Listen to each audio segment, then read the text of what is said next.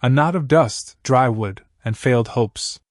The wind brought no scent of sea or field, only sand that crunched between your teeth and got under your eyelids. They stopped at the Penrose Hotel. The name sounded like a promise, but the building was low, made of old planks, with a peeling sign that hung crookedly. Still, it was the only place where you could sleep under a real roof. Clara Penrose waited for them on the threshold. She was beautiful in a harsh way, with her hair pulled back severely and eyes that measured people in a single glance. She didn't like long talk or excuses.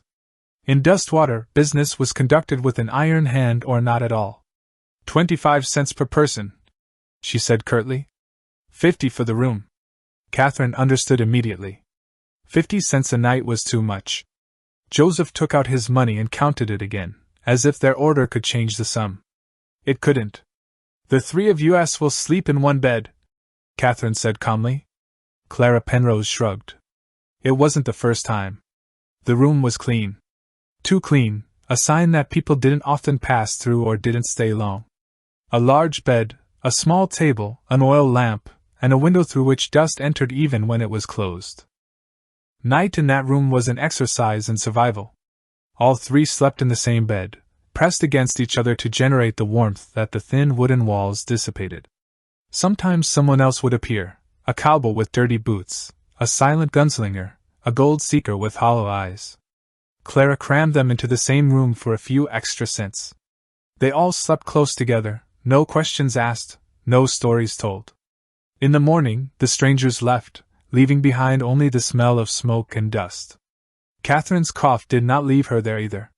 The sound hit the room's walls at night, and Joseph stayed awake, listening to her, fearing that one morning it would never stop. Henry turned restlessly in his sleep and buried his face in the pillow. They waited for the stagecoach. It came rarely, when it came at all. Dustwater lived on waiting, for people, news, roads that led nowhere.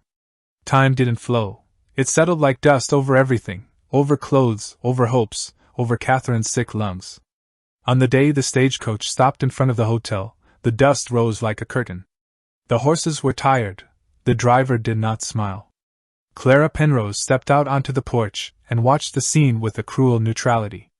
Catherine shook her hand. "Thank you?" Clara gave a short nod. She seemed to want to say, "Leave, before the sand swallows you."